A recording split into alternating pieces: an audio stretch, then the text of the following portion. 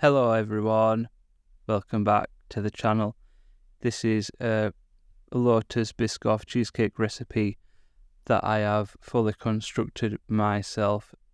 Coincidentally, it is almost identical to the one on the actual Lotus Biscoff website. Purely coincidence, I can't believe it myself either. You are going to need 300 grams of whipping cream. On their recipe, it's called heavy cream, extra heavy cream, something like that. I don't know the difference. I just got whipping cream because later on in the recipe it gets whipped.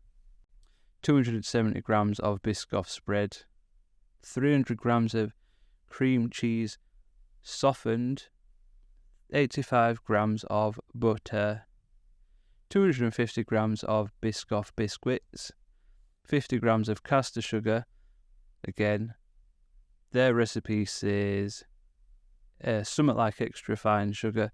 Again, I don't know the difference. This seemed to work fine. And 12 Biscoff biscuits. I think I ended up using a lot less than 12 because I went a different way with it. We just went with it. It turns out well. It's fine. So, first thing, put the blade in the blender. Then put the biscuits in the blender. Bit more biscuits in the blender. Crummies. Blend the biscuits. This is for the base, I think, so we're going quite fine. If you don't have one of these blenders, then I think you use the end of a rolling pin in a mixing bowl. There's the mixing bowl. So put them in the mixing bowl. Lovely. Blade back in the blender. Biscuits back in the blender. Crummies.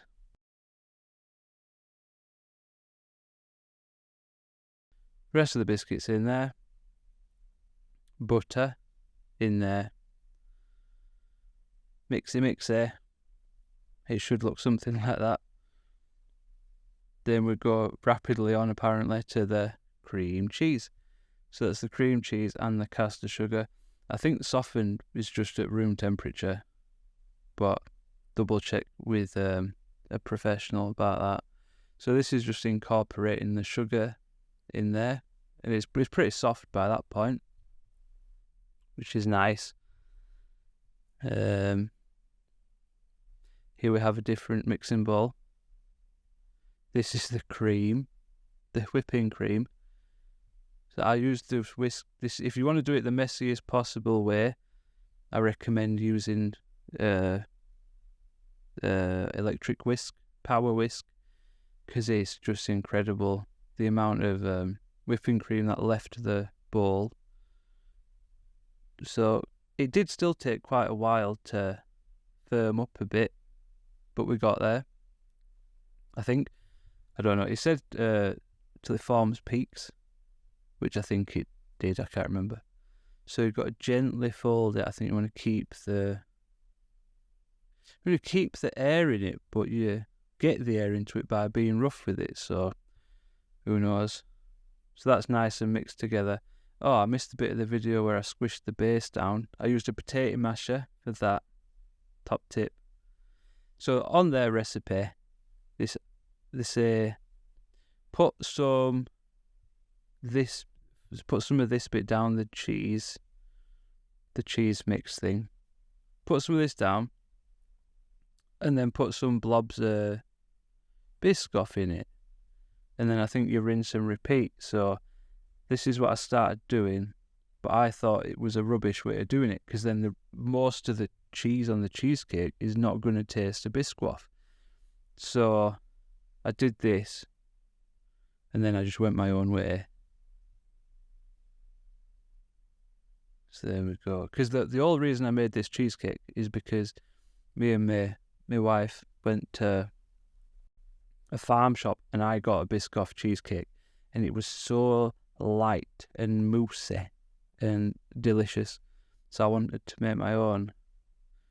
But But the whole thing on that tasted like Biscoff, so that's why I've put Biscoff in the cheese, in the cream cheese, whipped cream, caster sugar mixture.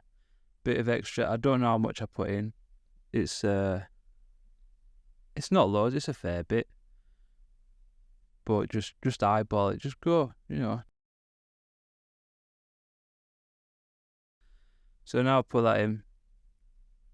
Which you still get these nice little blobs of Biscoff every so often, it's a nice surprise.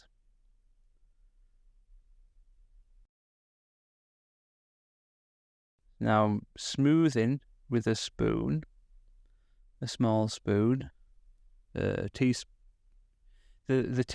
but they're a bit bigger than teaspoons, but they're not a big spoon. But I think they're still classed as a teaspoon.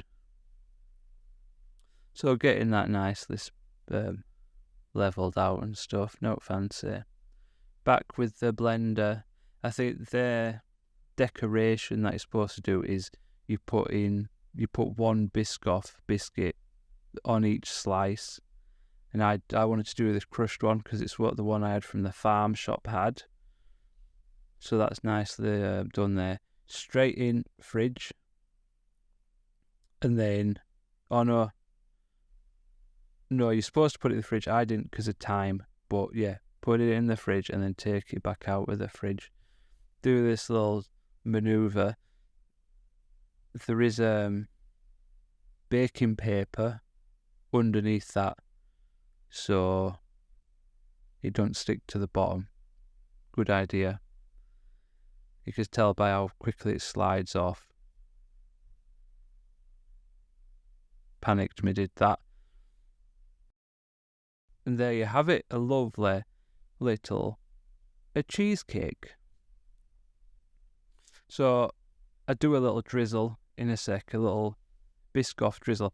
I just nuked a bit of that writing distracted me then.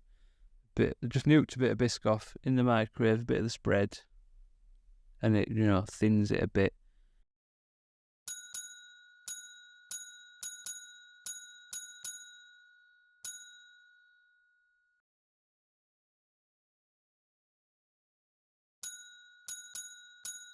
So eventually getting the slice there, lost the tip because of the shape of the knife, but it's fine. Nice little drizzle.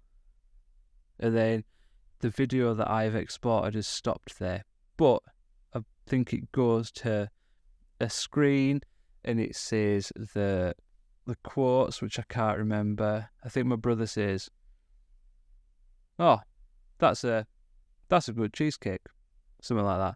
So watch his video. He's done a video review on TikTok. I'll put a link in the description to that. My beautiful, wonderful wife said, "That's a good cheesecake, Junie." Fully endorsed there. And my son refused.